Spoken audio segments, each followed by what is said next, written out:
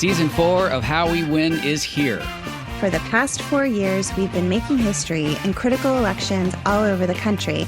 And last year, we made history again by expanding our majority in the Senate, beating election-denying Republicans in crucial state house races, and fighting back a non-existent red wave.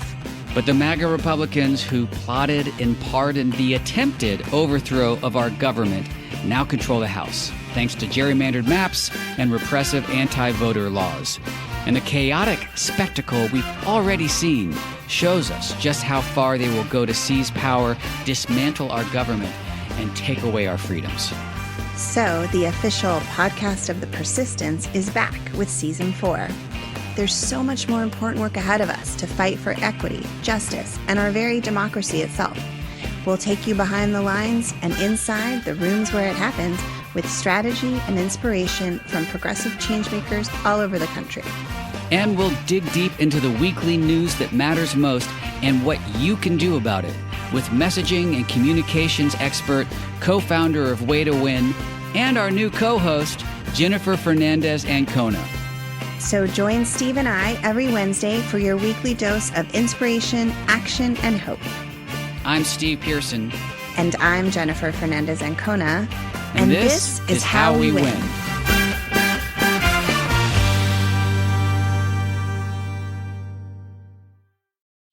Hi, I'm Harry Littman, host of the Talking Feds podcast, a weekly roundtable that brings together prominent figures from government, law, and journalism for a dynamic discussion of the most important topics of the day. Most news commentary is delivered in 90-second sound bites that just scratch the surface of a new development, not Talking Feds. Each Monday, I'm joined by a slate of Feds favorites and new voices to break down the headlines and give the insider's view of what's going on in Washington and beyond. We dig deep, but keep it fun. Plus sidebars detailing important legal concepts read by your favorite celebrities, such as Robert De Niro explaining whether the president can pardon himself, and Carole King explaining whether members of Congress can be disqualified from higher office, and music by Philip Glass. Find Talking Feds wherever you get your podcasts, and don't worry, as long as you need answers, the Feds will keep talking.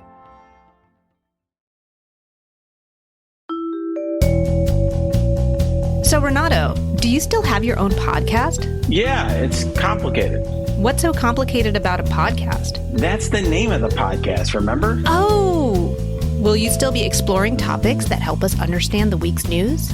You bet. But we'll have a new name because we're going to be working together to explore complicated issues that are dominating the news. Working together? Yeah, you're hosting it with me, remember? Oh, right. Wait.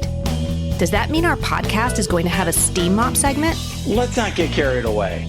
But we'll discuss hot new legal topics, so check out our new episode coming soon to everywhere you get podcasts as well as YouTube.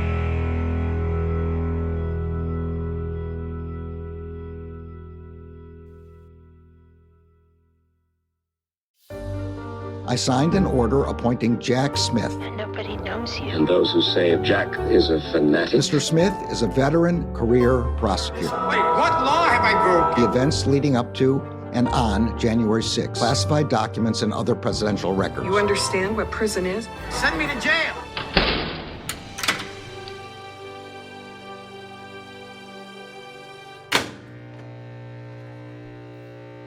Hello, everyone. Happy New Year. Welcome to episode 5 of Jack, the podcast about all things special counsel. It is Sunday, January 1st, 2023. And you know, Andrew, I've said 2022 was the year of investigations and 2023 is hopefully the year of accountability. I'm Allison Gill, and today I am joined by my co-host to the incredible former director, acting director of the FBI, Andrew McCabe. Hi, Andrew. Hey, Allison, how are you? I'm doing really, really well. So we didn't have a lot of special counsel news this week, but tell everyone what we have on deck. That's right. We didn't, but we planned for that. And so we have, I think, what I think is going to be a great show for folks teed up.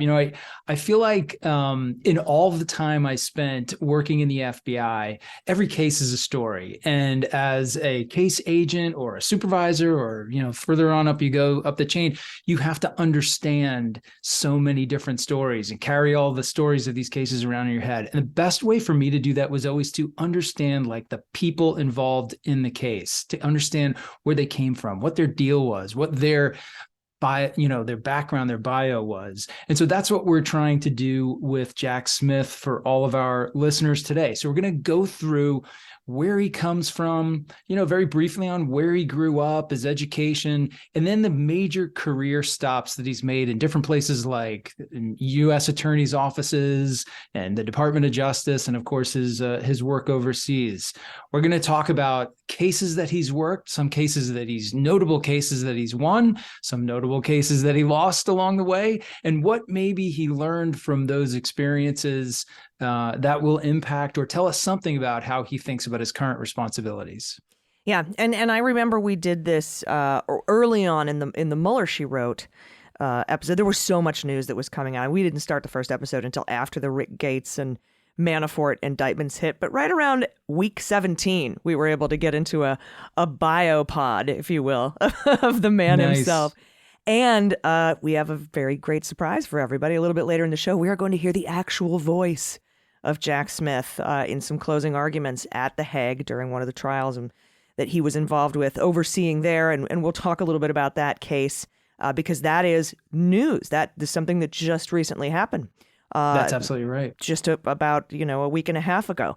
So I'm going to kick us off, Andrew. We're going to talk about a little early life, little Jack Smith early life. He grew up John L. Smith in Clay, New York, which is a suburb of Syracuse. He attended Liverpool High School in Liverpool, New York, and he graduated in 1987. So he's kind of our age, my friend. Yeah, I'm class of 86 right over here. Come on. Class of 91. What? Yeah. There you go. And he was described by his friend Scott Hansen as funny and upbeat. He was also a defensive lineman on the football team. Interesting defense. That's right. Tall and skinny, and he was a bench warmer mostly. He sat on the bench more than he played, but he was always there. This is sort of like a Rudy sort of story, right? There you go. He was always there. He always put his heart into it. He never sulked about it. He cheered on his teammates like it was his job. And Coach George, I think Mangiacaro, remembers him as very quiet, a tall kid who never failed to show up for practice. You can hear the coach's appreciation for him in that statement, right? Mm-hmm. I mean, like if you've ever led any group of people, whether it's a coach of a football team or a supervisor at work or whatever you've been, you always deeply appreciate the low drama, hard workers that show up every day, put their 100% best effort into things. I mean, for all the teams that I've led over the course of my career, I'll take 5 of those guys over 100 high flyers any day of the week, right? You can get some serious work done with people that are just absolutely dedicated and not constantly obsessed with, attracting attention. And that sounds like the kind of guy that Jack Smith at least started out as, which I think is a good sign. Right. Sort of the opposite of Rudy, who, never get in between Rudy Giuliani and a microphone. That's what he's known for. This is sort of the opposite kind of guy. And that's right. In more ways than one. He scored very high on his SATs, for example. I haven't seen Rudy's SATs, but I don't imagine they're probably that great. He started. I don't think he could score particularly highly on them now. Let's just leave it at that. Yeah, we'll just go there. He maintained a 4.0 grade point average at State University of New York, so he's a state schooler. Top 1% score on his LSAT, so very sharp. Went to Harvard Law School, graduated with honors in 94. So 87, graduated Harvard Law School in 94 with honors. And then that's sort of the early life, sort of how we see him shaping up as the early beginnings of a prosecutor. And then we kind of get into some of the work he got into immediately after graduating from Harvard. Yeah, so it's kind of notable to me that Jack goes right out of law school into a prosecutor's job. Like most law school grads, particularly graduates from places like Harvard, they go to judicial clerkships and then maybe do a few years in a kind of a high-paying big white shoe law firm, somewhere in New York or DC, something like that. Not Jack. He goes right into public service, and he does it at the New York County DA's office. Now, for those non-New Yorkers that are listening to us today, of course, the 5 boroughs of New York. Each one of those boroughs is a separate county that has its own independent DA's office. The New York County DA's office is the infamous Manhattan DA. So Jack starts out at the Manhattan DA's shop, and he works, most we could figure out about this was that he worked in the sex crimes and also violent crimes sections. That's per Syracuse.com. So we don't have too much detail to offer about his experiences there, except that he stayed for 5 years, which is about typical for a first stop on a new prosecutor's career. And in 1999, he made the jump up to kind of the prosecutorial big leagues when he moved over to the federal side in the Eastern District of New York. He got called up to the show, the big show. That's right. He got called up to the majors. So, New York is a weird bird for many, many reasons, one of which is that you have 2 separate federal U.S. attorney's offices in the city. You have the one that's based in Manhattan, the Southern District of New York, the infamous Southern District of New York. You hear so much about the place where none other than Rudy Giuliani was a U.S. attorney at one point in his career. And then there's the Eastern District of New York, which is the maybe less well-known, kind of harder working, blue collar-ish office located over in Brooklyn. My heart is I have a particular fondness in my heart for the Eastern District. It's where I made all of my first cases as a young agent in New York, had great experiences over there working with so many terrific prosecutors, to include, of course, Andrew Weissman, who was here on the show a couple of weeks ago. So Jack Smith gets his start in the Eastern District of New York in 1999. Right off the bat, we understand that he prosecuted civil rights cases, and particularly a notorious police murder case. So this was a case of Ronell Wilson, who we know that in 2003, Wilson, as a member of what the prosecution went on to call the Stapleton Crew, murdered 2 NYPD detectives, James Nemorin and Rodney Andrews, during an undercover sting on a gun buy in Staten Island. This was a huge case in New York. The murder occurred in 2003. In 2006, Wilson was convicted and sentenced to death. It was the first death sentence delivered in New York in over 50 years, I think, at that time. The case then rambles through the most complicated series of appeals I think I've ever seen.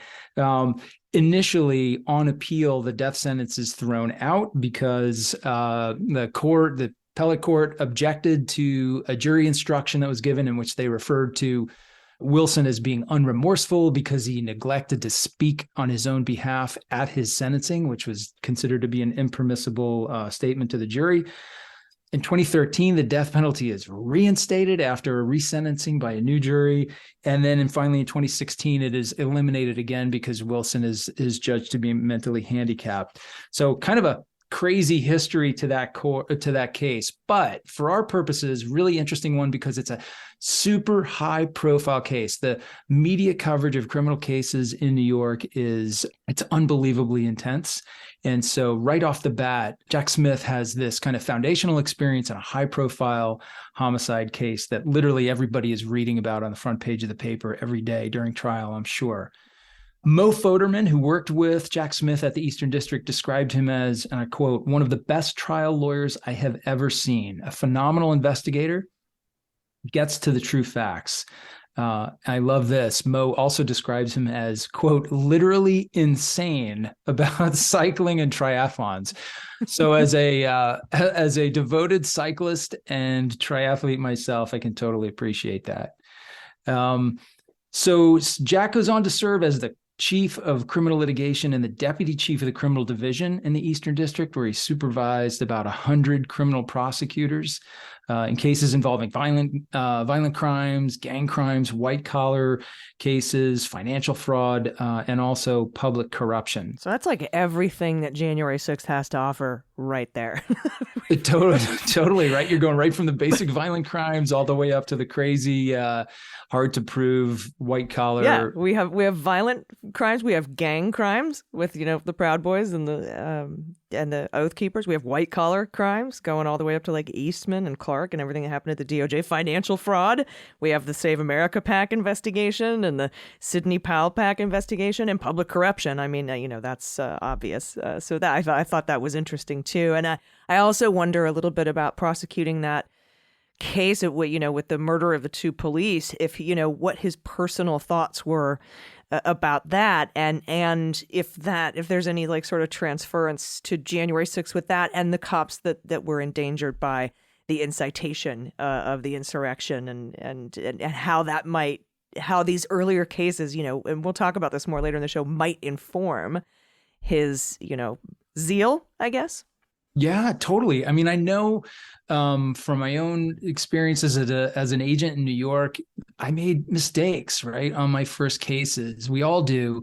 And those mistakes, you learn from them and you carry those lessons through the rest of your career. Every big case I ever worked later in my career was benefited by the very first big case I worked out of the Eastern District in New York. It was a RICO case against a Russian organized crime crew. And I learned so much there. I would expect that Jack probably had some of those same experiences. Like for instance, in this one, clearly the prosecution they swung a little too hard for the fences in their summation and the comments they made about Wilson and his failure to get up and speak in his own defense at his sentencing. And that came back to hurt them, right? It cost them the initial appeal that wiped out the death penalty the first time.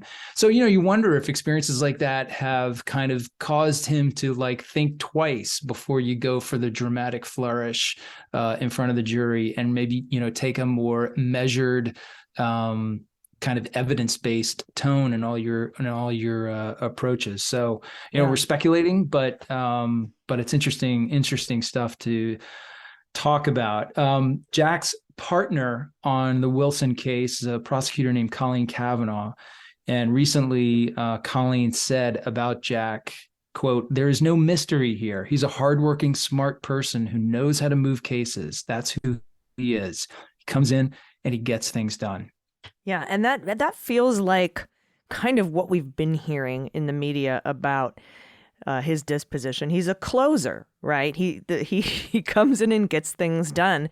We've heard it repeatedly, and it just sort of drives home the point that, a lot of folks were like, "Oh, Merrick Garland is punting this. He doesn't want to do it.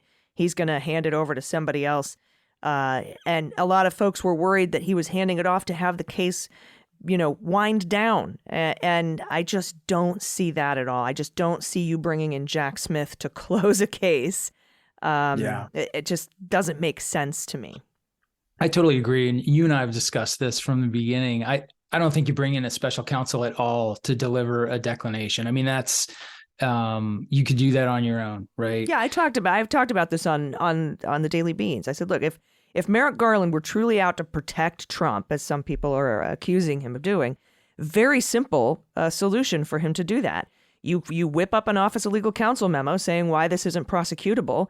You hide it from FOIA requests under deliberative process privilege, because he knows how to do that now that he went through it with the Bill Barr memo in 2019, the March 2019 Bill Barr memo, refusing to say that that obstruction of justice didn't happen in the Mueller investigation.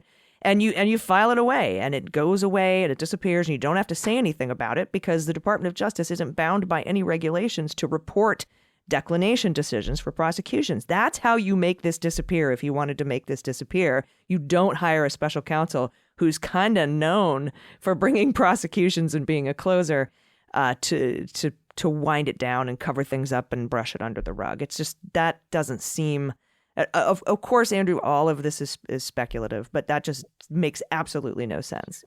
Yeah, and I agree. And it's not that he doesn't have a decision to make or a recommendation to make. He certainly does, and that could go in either direction. There's no guarantee that there will be an indictment here on anything.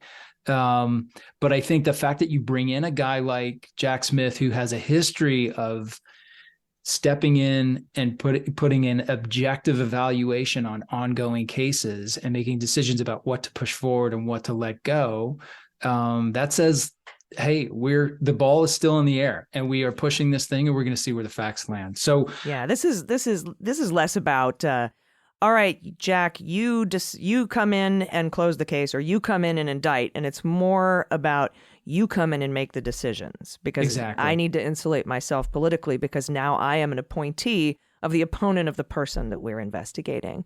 That's exactly right. And what's interesting is that the absolute line of just being a prosecutor from beginning to end here.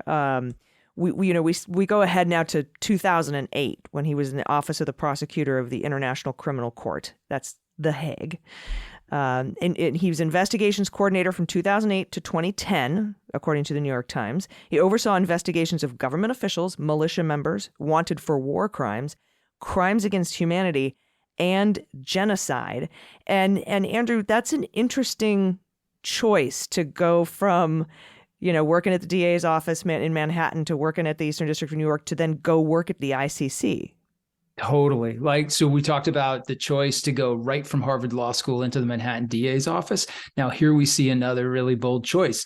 9 years in the Eastern District of New York, that will get you a prime job as a top flight litigator in any number of, white shoe, high paid law firms in New York. And that is the path that most, assistant U.S. attorneys for kind of line assistant prosecutors, they take. They do anywhere 5 to 10 years as a prosecutor, and then they jump into the private sector and really cash in. And good for them. It's a great opportunity. But not our Jack. He decides in 2008 to kind of book his flight for The Hague, a place that probably most Americans couldn't find on a map, and to dive into kind of an obscure, true specialist prosecutorial role here, right? So you're dealing with international criminal law, which is a strange and nebulous thing because there basically is no kind of, universal agreement on what those laws are. You really kind of, you have to stitch together complicated, fraught, politically charged cases in faraway locations. It's hard to get those defendants in custody. It's even harder to stitch together cases to successfully prosecute those defendants. And that's the role that he charges into next. Yeah. And it is an interesting, I'm sorry to interrupt, but it's a really interesting career path because like you said, most folks come out of those DA offices and AUSAs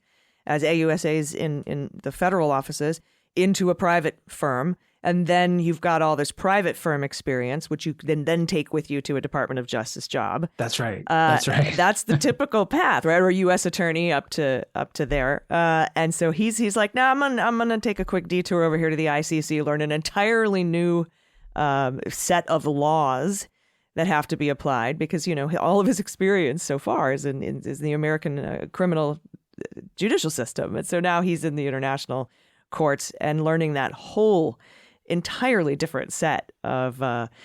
I mean, it's not just the law; it's also how to apply the law. And like you said, you rarely find these folks, and it seems very murky and niche. And it's just it was an interesting career choice, I thought, but I think going to serve him well. We'll talk about that later. Absolutely. So he does that from 2008 until 2010, according to the New York Times. And then in 2010, you can never really ever escape the call of the mothership.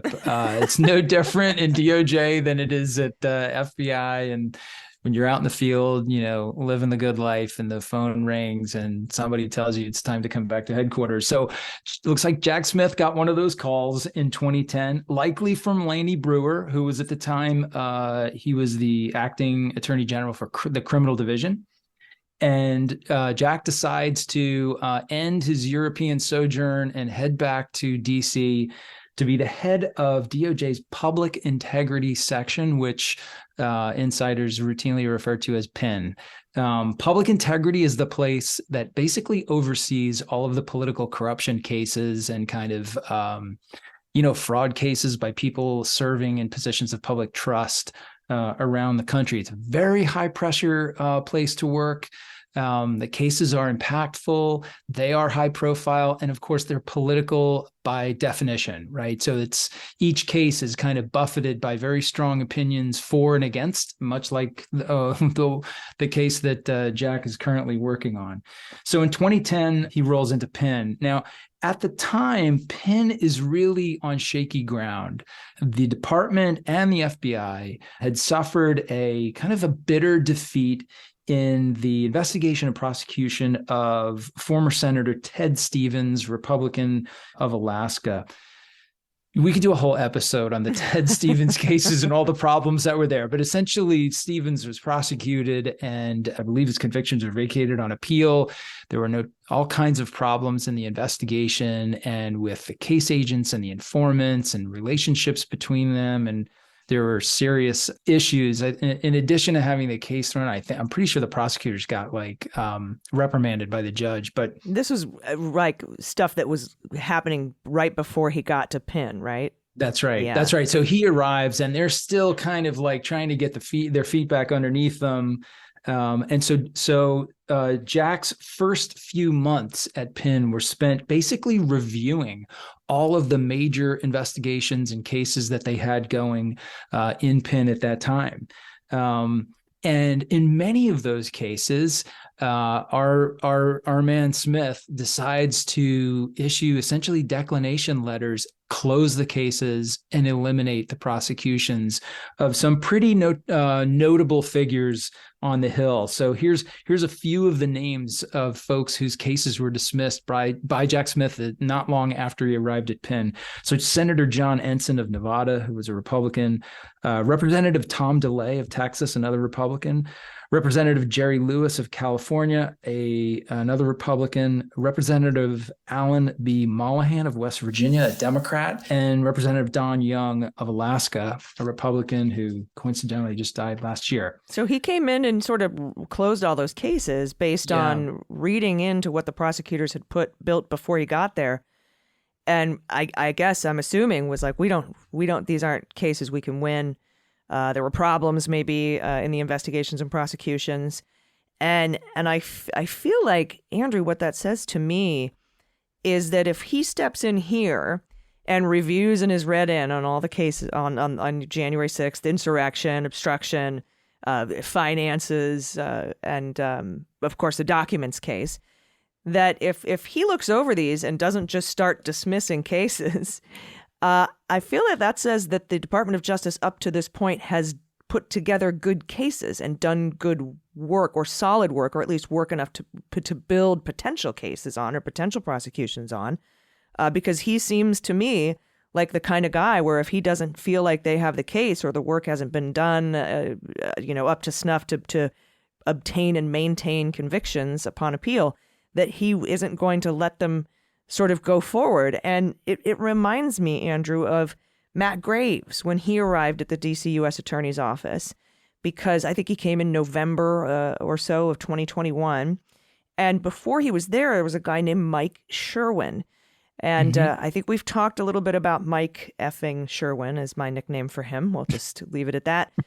But he was, he wanted to bring, he went on 60 Minutes and said, we're going to bring seditious conspiracy charges against these oath keepers. And then was dressed down by Judge Amit Mehta for discussing that on 60 Minutes. And then he was about to be referred over to the unit that puts sanctions on you. And he resigned before that happened. And according to public reporting, Mike Sherwin brought a seditious conspiracy case against the Oath Keepers to Merrick Garland. And Merrick Garland said, nah, bro, you don't have it. We don't have it. And in comes Matt Graves and is able to button that case up and bring the charges successfully, at least against Stuart Rhodes and Meggs. Now we have 2 other seditious conspiracy trials on the way. But it seems like there was enough cleanup that could be done, enough rescuing in those cases that could be done to bring those charges. So I'm very interested to see how, and now it's been 5 or 6 weeks since, Jack Smith has been appointed. Very interested to see. I mean, we haven't seen any big dismissals or declinations or refusals to prosecute him. And I want to be clear that we might not see that until the final report comes out. I don't think they announced declinations to prosecute along the way, but they would have to, I guess, close a case in court. So I just think that this is a very interesting and it speaks a lot to why they decided to specifically bring Jack Smith on board. Yeah, I totally agree. And I think your proposition is fair if we don't see, the more time that goes by that we don't see things getting kind of thrown by the wayside, it's probably an indication that Smith has reviewed what they have, what they've done, and feels that there's a path and a reason to keep going forward. Brewer described Smith as a guy who makes the tough decisions. He sees his job as pushing for a conclusion, and that he realizes it's not fair to let inquiries linger. So factor all that in, having had this experience before in the Eastern District in Penn about, looking at these high profile cases, making an honest assessment and determining where it's time to, fish or cut bait. You can imagine that he's doing that with his current responsibilities. The only solid indicators we have so far are in the context of the Mar-a-Lago case, and there he is clearly dug in. They've taken some aggressive moves in the Mar-a-Lago case, even since he's been on board, with the filings they've made in court with respect to the appellate work that they've done, and the move for contempt charges against the Trump team for essentially failing to produce additional evidence and failing to comply with the grand jury subpoenas over the classified material. So he's clearly moving that one forward. I don't believe there's any declinations going on in that one, unless something really turned around quickly when we weren't looking. But I think he's charging forward. Yeah, and we're going to talk a little bit more after the break about his work at Penn and what some folks had to say about him shortly after he took that job. And we're going to do that, like I said, right after this quick break. Everybody stick around. We'll be right back.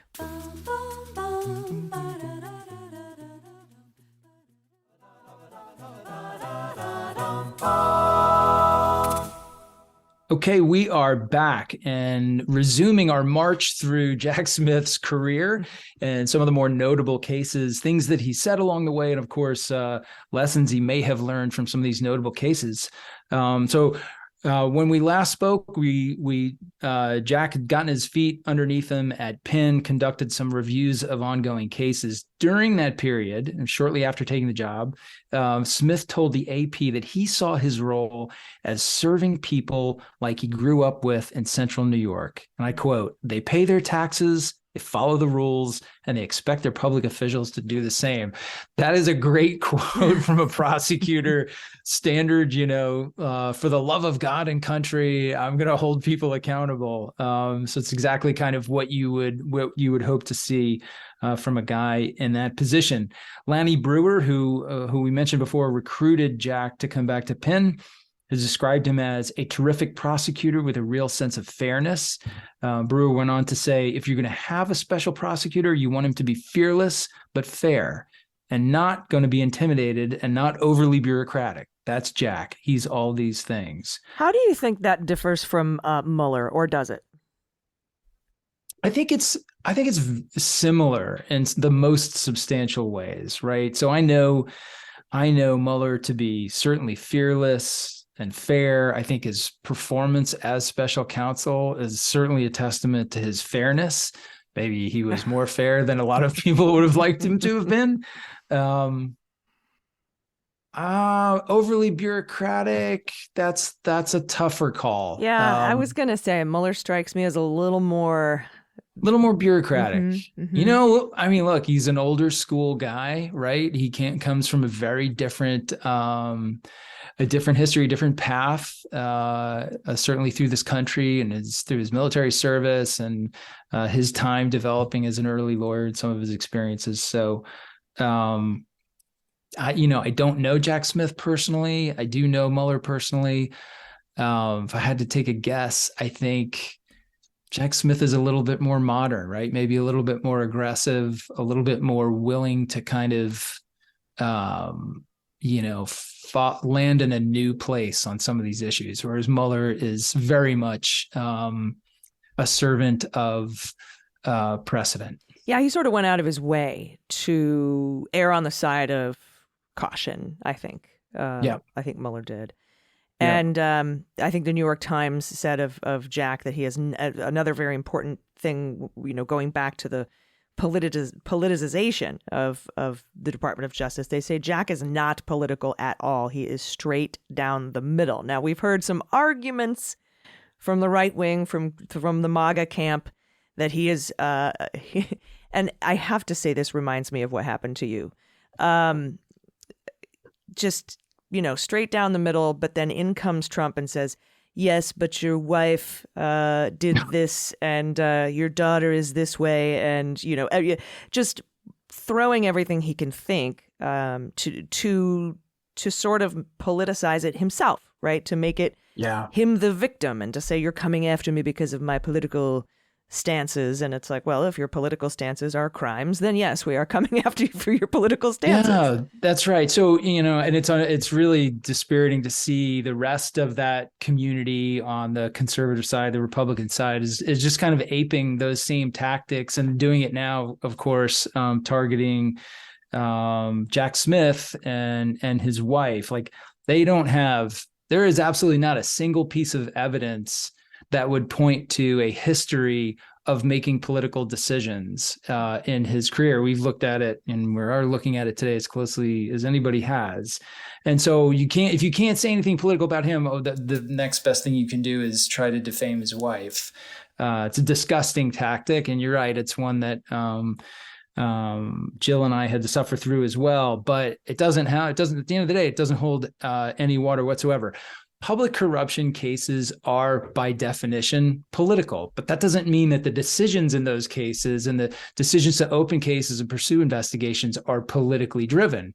But they unavoidably impact politics in one way or another, which, it's understandable. People have very heated opinions about that stuff. Yeah, and we're going to talk some more about those very political cases that are political in nature because you're in the public corruption unit. I mean, these are investigations into elected officials and people who hold those positions. And during his tenure there, he hired a ton of new prosecutors at the Public Corruptions Unit and supervised dozens of them during his years there. Right now, I think he has a team of about 40 or so that he's supervising. And it's very, I think, telling, some of the previous cases that he was involved in either after he arrived at public corruption that were already going on, or that he started or oversaw that began under his tenure at Penn. Can you talk about some of those examples? Yeah, sure. And like we've been talking about, these cases, the way to undermine those attacks is to look at the evidence and look at the proof and look at the convictions that come from independent juries of your peers, right? And so let's look at some of those cases. One of the first ones I stumbled across was this prosecution of Representative Rick Renzi, who was a Republican of Arizona. He had a really troubled experience in Congress for a whole variety of reasons. This isn't the Rick Renzi show, so I won't go into all those. But nevertheless, he was indicted in 2008 before Jack Smith was in the public integrity section. Lots of appeals during the pendency of his prosecution. But Renzi was ultimately convicted in 2013 on 17 out of 32 counts in a corruption case that had him accused of using his office for personal financial gain and basically looting a family insurance business to help pay for his 2002 campaign. Renzi was convicted and ultimately served 3 years at Morgantown, West Virginia, and then notoriously pardoned by Donald Trump in 2020. So here's one of those cases that was ongoing when he arrived, was probably subjected to the same sort of review that he applied to those other cases that he issued declinations in. And this one clearly had his support, went forward, and we have a pretty substantial conviction of a Republican. So now let's flip the script. And let's talk about, does Jack Smith, while he's at Penn, ever prosecute any Democrats? Well, on June 3rd, 2011, after a 2-year investigation, John Edwards, Senator John Edwards from North Carolina, was indicted on 6 felony charges of violating multiple federal campaign contribution laws, basically to cover up an extramarital affair to which he eventually admitted. So here's a similar case against a senator for basically financial skullduggery around campaign finances. And this one, Smith's team at Penn really went to the mat on. Edwards was facing 4 counts of collecting illegal campaign contributions and 1 count of conspiracy and an additional count of false statement. So his trial begins on April 23rd, 2012. And in May 2012, he is acquitted. So the jury ultimately finds him not guilty on one of the counts of illegal use of campaign funding, and then declared a mistrial on all remaining accounts. In the aftermath of this huge loss for Penn, DOJ decided to drop all charges against Edwards and announced that they would not retry the charges against him. So DOJ basically washed their hands of it and walked away. I think this is a fascinating example. I can only imagine the conversations that went on around those tables in DOJ over this one. But it really causes you to wonder, like, you always learn more from your failures than you do from your successes. This is clearly a failure at Penn under Jack Smith's watch. And you wonder if maybe some of the things he took away from this was essentially what they failed to do is prove to the jury that Edwards had the requisite intent that the charges called for. So, you have this distraction of the extramarital affair, and there was also an illegitimate child involved, and all these allegations about taking essentially campaign funds and using them to pay for things for this woman and her child and to try to cover up the relationship that Edwards had with her. And despite all that salacious evidence, when they got back into the deliberation room, that jury sat there and could not come to an agreement as to whether or not Edwards had the requisite intent to be found guilty of the majority of these charges. Yeah, and it's also interesting, I think, that despite it being difficult to prove intent, he not only, this is a case that was being investigated before he got there, and then he just said this is another one he decided not to dismiss or decline to prosecute. And he thought that he had the goods. He thought the law and the facts were on his side. Many would argue that they were. And this is, by the way, in a Democratic administration that they decided to bring these charges. And so, DOJ, not really surprised DOJ decided not to retry this case. However, I really think it speaks a lot to his dedication to facts and law and less about, well, what if one juror decides that the intent's not there? Sort of a more conservative approach where if you think possibly you might not be able to get that conviction, you just don't go forward with charges. He seems like the kind of person who would. And I don't think a lesson learned from this would be to not go forward with charges in those instances. No, I think you're right, but it may cause you to rethink the value and the impact of the evidence that you use to try to prove intent, and that could make you more cautious, more determined, more focused in cases and prosecutions that you are involved in as you go forward. Yeah. I also think it says something about walking away, realizing you lost, that the case that you put on was not sufficient to garner a conviction. And rather than taking it on as like a personal vendetta, well, we're going to try him again, because you do see a fair amount of that in cases that have mistrials.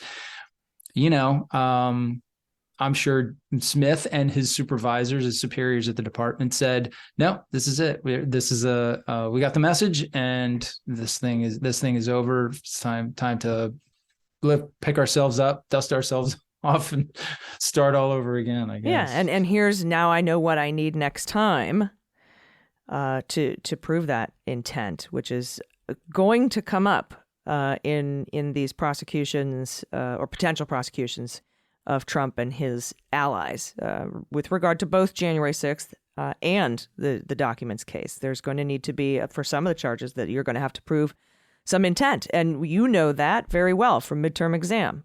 Yeah. Look, intent is the toughest piece of the puzzle that you have to find and assemble and insert into your picture in any white collar prosecution, and certainly in any public corruption prosecution. In the Hillary Clinton email case, which you just referred to, I mean, that was essentially our conclusion at the end of that investigation, was we didn't have clear enough, strong enough, convincing enough evidence of Secretary Clinton's intent to have, classified material on her personal email system. And the case was not, it was not worth going forward. It was not ready. It wasn't, it didn't merit an indictment. Which makes sense, because then, first of all, none of the documents or emails she had were marked, which is not the case in this case. And then, we went over with Andrew Weissman and Ryan Goodman their PROS memo, their model prosecution memo. And one of the cases that they used to illustrate how this is different and how there is intent here in the Donald Trump Mar-a-Lago documents case was midterm exam. They used that as an example of, here's when you don't, and here's how it's different from what we have now. And they outline that pretty clearly. That's right. Coming up now in May of 2014, Andrew, interviewed by House Oversight and Government Reform Committees with regard to the Republican-led investigation into alleged targeting of conservative nonprofits at the IRS. Do you remember this? This was like the Republicans were like, why do you keep investigating and taking away our tax-exempt status for only the conservative things? And it's like, well, because y'all are the ones that are breaking the laws. But that's not exactly what happened. This was a painful investigation. I was not involved in this thing at all until I got to the Washington field office as ADIC in 20, whatever that would have been, 14, 15, something like that. And there were still echoes of this case and the final conclusion by DOJ that no, there was no indication that, improper selection or targeting was taking place at the IRS. It was a very hard conclusion and very unpopular conclusion to put out. So it was interesting to me in looking through some of these things to learn that Jack Smith was questioned about a 2010 meeting he had with Lois Lerner. Lois Lerner was the IRS official really at the center of this inquiry. So in 2014, Jack goes in front of the House Oversight and Government Reform Committee, as we refer to Hague, to be questioned about this meeting that he had with Lois Lerner in 2010. So we haven't seen the transcript of this. I don't believe it's public, but CNN has reported on this exchange and apparently has had access to the transcript or seen it somehow. And in that exchange, Smith explained that the purpose of the meeting with Lerner was to understand, quote, the evolving legal landscape of campaign finance law in the wake of the Citizens United decision. AG, of course, Citizens United was basically the Supreme Court decision that really changed the face of campaign financing forever, essentially found that political action committees and corporations essentially had First Amendment rights and could express those First Amendment rights by donating as much money as they wanted to candidates. It's a very down and dirty explanation of Citizens United. In any case, Jack also spoke about a dialogue that he'd had with the FBI about opening investigations related to politically active nonprofits, but he did not actually open any cases. And I quote, Penn did not open any investigations as a result of those discussions. And we certainly, as you know, have not brought any cases as a result of that. So that's what Jack testified to.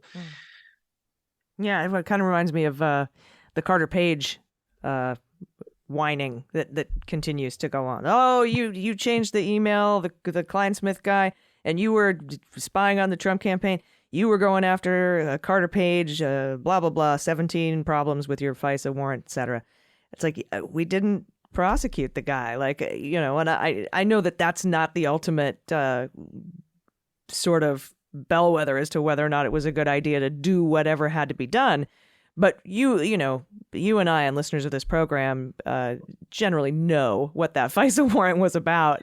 and that it was absolutely justified, and it was signed off by Rod Rosenstein. So, on multiple occasions. So I don't quite understand well, I guess I do understand the victimization there, but it was just the only thing that I think he had as a sort of connection to any sort of spying on Donald's campaign, even though Page wasn't even part of the campaign when those FISA warrants were issued. So it's sort of just reminder of that. It's like it brings it back. It has a familiar smell to it from those times. I think they're both good examples of the toxic mixture you get when you take criminal investigations, high stakes, high profile criminal investigations, and you infuse them with politics. And that's two very volatile things that are unavoidably combined when you're working political corruption cases.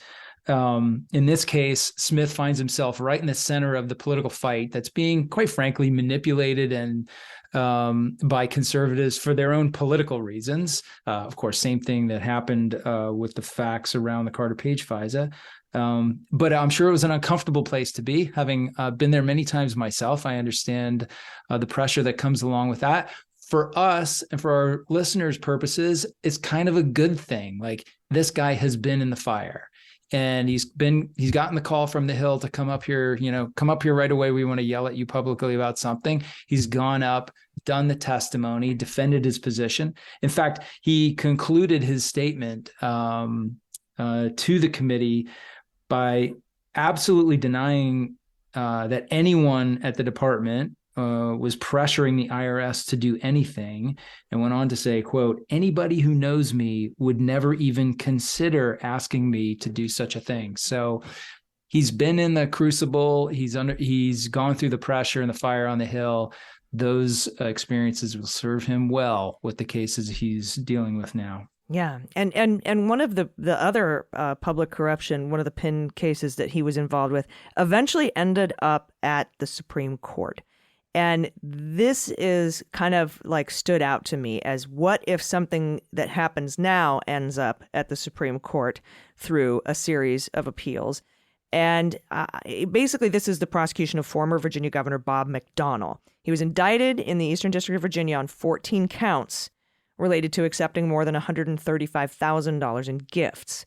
Now, McDonnell and his wife were convicted in September of 2014, about 8 months later. And then in January of 2015, McDonnell was sentenced to 2 years in prison. And then, of course, 6 months later, the Fourth Circuit affirmed his conviction, Fourth Circuit Court of Appeals. But then it went up to the next year, it went up to the Supreme Court. And they vacated the conviction, holding that the trial court's construction of the statutory term official act was too broad, encompassing activities such as setting up meetings, hosting parties, and calling Virginia officials to discuss business. And Andrew, the thing that stuck out in my head when I read about this going up to the Supreme Court and saying that they had too broad of a interpretation of the statute is this little sticking point with a guy named Judge Nichols, who has decided that the word otherwise in the statute Title 18 U.S. Code 1512C2 means that it can't be applied to some of the insurrection or to any of the insurrectionists on January 6th, obstructing an official proceeding. He has taken this to mean that you have to do something with documents to obstruct an official proceeding, and you can't just like run in and zip tie people's hands behind their backs and threaten the whole lives of everybody there. And 18 other federal judges disagree with this, but there's this one guy, and everyone's sort of like, well, why is the DOJ stuck on this one guy? Why don't they just let it go and whatever? They keep appealing it. It's still right now sitting in the D.C. Circuit Court of Appeals to be decided upon before it goes up to the Supreme Court. And to me, what this says is this is Department of Justice tying up this one tiny potential loose end of a misinterpretation of a statute that may come into play later if there is a conviction of Donald Trump, for example, or John Eastman or anybody for 1512C2 obstructing an official proceeding, that would leave any door open for the Supreme Court to say that you misinterpreted this statute. And that's what I think is probably a really important lesson learned from the vacating of this conviction at the Supreme Court level. Yeah, I totally think that's right. I think, so this is DOJ, the current example you just gave, this is DOJ trying to avoid what we call bad law, right? If you get one bad decision, because you have 5 similar cases in 5 different districts, and 4 of them go one way, and the 5th one goes the other way in a an opinion that you can't really countenance, you have got to appeal that thing. If you have reason to do so, and you believe the law and facts are on your side, you have almost an obligation to appeal it, even though that's going to take more time and effort, because you don't want that bad decision hanging out there to potentially be used as a precedent for other, bad decisions you think would be contrary to the law. Not different at all from the situation we had in Florida with the Mar-a-Lago case, right? Judge Eileen Cannon, in her I don't know how to even describe it, notorious decision to appoint a special master in the Mar-a-Lago case. Initially I was kind of not a fan of DOJ appealing that, because I felt like this is really going to slow them down, and what they need right now is speed. And is this really going to be that precedential anyway? This case is so unique on the facts. But they clearly disagreed with me, which is not the first time. And they appealed it because they felt like, we can't live with this. This could open up a can of worms of monstrous proportions, where everybody who's had a search warrant executed at their home turn around and demand the appointment of a special master. And we obviously can't have that. The law doesn't support that. And they were right. They did the right thing. They were right. I was wrong. Okay, there you are. You heard it. Oh, and they got rid of that ruling in a resounding fashion. So back to the McDonald case. Going into this case, Jack Smith and his team were working under the rules that everybody had been working with for a long time, which is the very essence of a public corruption case. Is you're in a position of trust. If you take something from someone in return for doing some official act, that's essentially public corruption. It's, people refer to it as the quid pro quo. I'm the governor, you're the businessman, Allison, you come to me and say, hey, I'll pay for your daughter's wedding if you, if you support my product X. Well, yeah, we have a great example in Florida right now with the Matt Gaetz investigation into his public corruption of maybe accepting gifts like a trip to the Bahamas in order to put forth this pro marijuana legislation. There's examples of this all the time, everywhere, that happen consistently and constantly. Yeah. So the conventional wisdom at the time in prosecutions was, you don't actually have to have an explicit, I'll give you this in return for that agreement. And so that really opened up the aperture on what could be considered an official act and a benefit in return for that official act. So that's the rules they were playing under. They got their conviction. McDonald appealed it, and the Supreme Court decision basically rewrote the law in public corruption cases. And essentially where we are now is you have to have an explicit quid pro quo understanding and agreement before charges can be brought, because they reset the burden so high in terms of what you have to prove the kind of basics of that quid pro quo that public corruption cases are much harder to make, much harder to, indict and succeed on in the era after McDonald. So I'm with you. I think Smith takes a lot of lessons away from that experience. I would expect that he thinks very differently about the sort of evidence you need to prove these cases, to prove these fraud cases, these conspiracy cases, from his earlier experience in the John Edwards case, to prove in criminal intent in some of these kind of esoteric cases. And I would expect that those experiences are really going to have an effect on what he demands from his investigators and his attorneys before he's ready to go into court and put maybe the highest profile, most notorious criminal case we've seen in a century in front of a judge. Yeah. Yeah. And then there were, several other high profile cases at Penn that he oversaw, the prosecution of former CIA officer Jeffrey Sterling. I'll ask you about that in a second. And he also oversaw the Department of Justice investigation into House Majority Leader Tom DeLay and made some interesting decisions in both of those cases. Can you tell us briefly about Jeffrey Sterling and Tom DeLay? Sure. So Jeffrey Sterling was prosecuted essentially for, leaking classified information involved regarding CIA operations. It was a really hard case. It was one that relied upon the required testimony of a journalist about conversations that he had had with Sterling. And so there were all kinds of battles over whether or not that journalist would be subpoenaed to testify and what they would have to testify to and all sorts of things like that. Very complicated case to navigate those First Amendment issues, but DOJ and Smith's PIN section handled that very well and got a conviction in that case.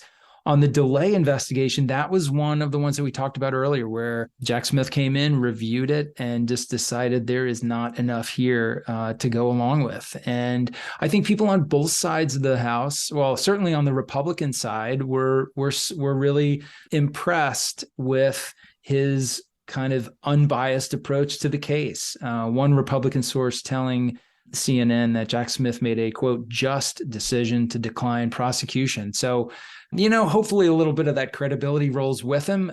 That should protect him in this case for all of about maybe 5.5 minutes, and then it will be in the past and they will resume attacking him viciously. So there we go. Yeah, true. And I really think that Jeffrey Sterling case has a lot of parallels because it had to do with leaking of classified. And I think that there was probably a lot learned from that conviction and how it might apply here too. And then for a couple of years after that, he went down to first assistant U.S. attorney in the Middle District of Tennessee and then acting U.S. attorney in the Middle District of Tennessee. And he left in early September 2017 and then became the vice president of litigation at Hospital Corporation of America. Is this his only private sector gig that he's ever had?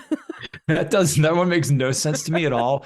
And it seems like he was probably only in it for a couple of months because he was like, I got to get out of this Trump administration, man. Yeah, what am I doing? That might have been it. Maybe it was the only exit. And he was like, when you've been on the highway for too long, you don't even know where you are. He's like, I got to get off this thing. I don't know where it's going to put me, but Junction, here I am, Texas. Yeah, here we go. We're staying. Running litigation for a hospital now, but it's better than where I was. Yeah. And then he gets picked back up by the Hague.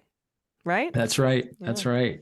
Yeah. And because there's a lot going on here with this. We could do it, like I said, like you said earlier, a whole hour on this particular, these cases here. But back in the 90s, right, we had the breakup of post-communist Yugoslavia, which led to conflicts in Slovenia, Croatia, Bosnia, Herzegovina, and just all of that, whole area in that post-communist breakup in the 90s, is what kicked off those conflicts. And of course, we have right. 28 years later, he gets there and starts looking at some stuff with Kosovo. Yeah.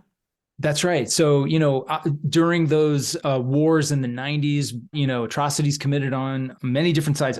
We tend to think mostly about the Serbs and, the genocide against the Muslims. And that was, of course, quite some time ago. Now, during that fight, I think the important thing to know here is the NATO-backed forces from Kosovo, which is the Kosovo Liberation Army, were kind of widely seen as the freedom fighters and the protectors in this battle. And they had the support, as I said, of NATO and the Western Alliance. Well, it turns out in 2008, a Swiss prosecutor uncovered that the KLA also was engaged in war crimes, which included the harvesting and selling of organs of prisoners. So they were cutting organs out of people and selling them for profit. The KL leader, Hashim, and I'm going to mispronounce his last name, but I'm just going to say Fachi, was involved in this activity. He goes on after the conflict as this hero of Kosovo. He goes into politics. I think he does a stint as prime minister and ends up as president of Kosovo. Well, in 2014, prosecutors on loan from the U.S. established the Kosovo Specialist Prosecutor's Office to investigate and prosecute former KLA members. In 2018, Jack Smith gets brought back over to The Hague to run that office. Now, he walks in again to basically an investigative unit in shambles. The stuff they're looking at is decades old. Witnesses have been lost. Many of them feel like they've been lied to by former investigators and prosecutors who didn't follow through on the promises they made. So it was really a very, it's been described as just a mess. So in comes Jack Smith and basically rebuilds this thing from the ground up in the model of a U.S. organized crime prosecution, right? He sets about recruiting witnesses that can essentially connect the actual atrocities, the trigger pullers, right? The guys who did the bad things on the ground with the leadership figures who issued those orders, who kind of executed those plans and kind of were responsible for the whole thing. That's what gets you from those trigger pullers up to a guy like the president of Kosovo. Very relevant in the January 6th investigation. Very much when you're so. talking about if there's any connections at all between the boots on the ground attack on the Capitol and the leaders of the insurrection, going all the way up to Donald Trump. Yeah, no question. And he pulls it off. He makes, builds the miracle case. In June of 2020, his office reveals that Thacci had been indicted, and he makes this revelation on the eve of Thacci's meeting with none other than Donald Trump at the White House. So apparently I had missed this when it happened, but apparently I guess the Trump administration was thinking about this as like a major diplomatic achievement. And then they find out the guy that they're meeting with has just been indicted as a war criminal. Some folks have, have speculated that the timing was set to kind of disrupt Thacci's efforts to lobby Trump to potentially sink the case. Who knows? That's all.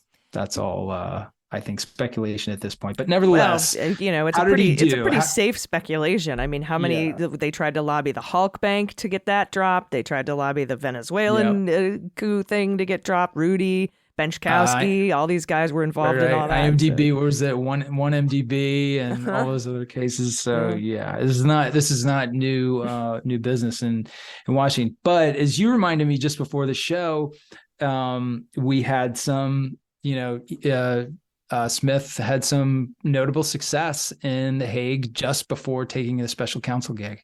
Yeah, absolutely. This came down just on December 16th. That's 2 weeks ago. And as CNN reports, a war crimes tribunal in The Hague on Friday sentenced a former commander of the Kosovo Liberation Army, the KLA, to 26 years in prison for the war crimes of arbitrary detention, torture, and murder. The Mustafa case, that's Salim Mustafa, was one overseen by Jack Smith, as we've talked about.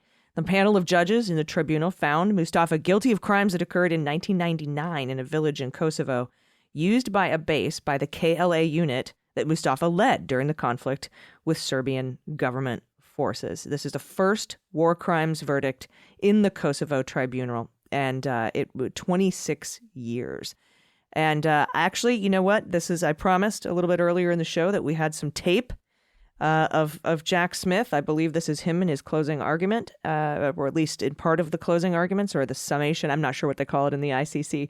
But let's take a listen to that. Mr. Mustafa, whose acts have caused suffering that left indelible wounds in the bodies and the minds of the victims who suffered through it. As a prosecutor, it is beyond my remit to argue to you or decide what wars were just and what wars were not. But I can say with conviction that war crimes on one side do not justify war crimes on the other side.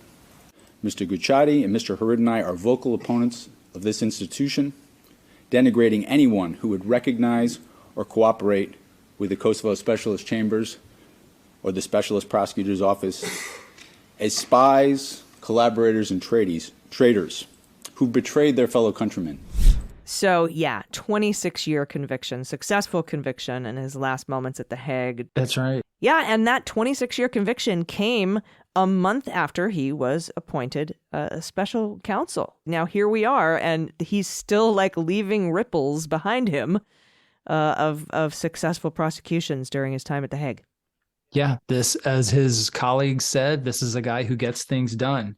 And, Merrick Garland, the notoriously underspoken Merrick Garland said in his announcement, Mr. Smith is the right choice to complete these matters in an even-handed and urgent manner. Period. Nothing else necessary. And I think that's what we've seen with this look back over his career. So, John L. Smith at this point is our special counsel. His in terms of his family life, he's married to Katie Shavini, I think, if I'm pronouncing that probably also incorrectly. She is a documentary filmmaker. A lot of nonsense has been made about the fact that she was a producer on Michelle Obama's film Becoming, and that she donated to President Biden's re-election campaign. Again, this is America. Your spouse is allowed to have a political opinion, and maybe it's similar to your own, maybe it's not. Being married to someone who has political opinions doesn't make you political in the work that you do for the United States government. So good for him and good for her. They also have one daughter, which is great. And of course, we mentioned that Jack is an avid triathlon athlete. I read somewhere that he's a former member of the USA triathlon team. I haven't confirmed that, but I like to think that it's true. So I will. And of course, we know that he's currently on the mend from a recent bike accident. So what does all this tell us? Quickly, Allison, as we now think about these things in retrospect, I mean, some of the takeaways that I get from his bio, this guy's a team player from his very first days in school, all the way up through every position he's had, whether that's as a line assistant running cases or as a supervisor overseeing those things. He also has a massive body of criminal investigative and prosecutorial experience. Much of it, I would note, targeting high-profile, politically sensitive people, and a ton of experience leading, supervising, and overseeing big, complicated, high-profile investigations. And that is good for his current work. Yeah, and he also has the experience of connecting boots on the ground, sort of violent extremists to the leaders of those violent extremist movements, which I think will come in handy. He's got that experience in the case, the CIA officer case about classified, so he's very familiar with that.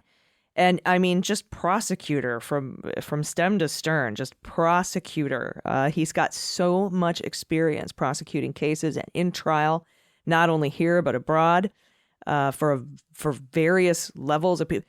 The leader of the KLA, are like just absolutely top level politicized investigations. He knows how to navigate these super well, and I think I can't think of a better fit, honestly, with all of that experience to bring into this particular case, especially with the eye on the sense of urgency, because he seems to have that, and he is a fish or cut bait guy as well, and I think we've seen that from his past prosecutions. Like, if I don't have it, I'm closing it. And that's right. Move on. Yeah. And I think that could temper the guy who's in charge of the finance section, who wasn't necessarily a fish or cut bait kind of a fellow with regard to your investigation. Maybe he'll learn a few things from his new boss. One can only help.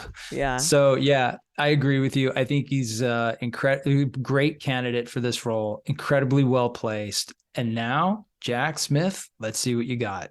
Yep. You're in the right place at the right time. Now it's just a matter of doing it. And we will be here watching every development of that and talking to you all along the way. So it's going to be a fun ride. Yeah, absolutely. Welcome to the Year of Accountability. And thank you for listening to the Jack Podcast. If you want to become a patron, you can do that at patreon.com/MullerSheWrote. We appreciate you. I've been Allison Gill. And I am Andy McCabe. We'll see you next time.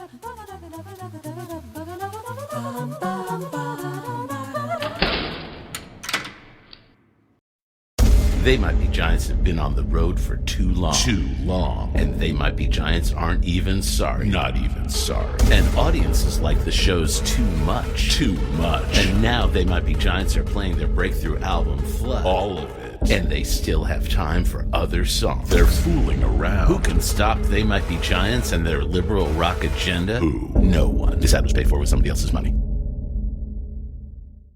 MSW Media.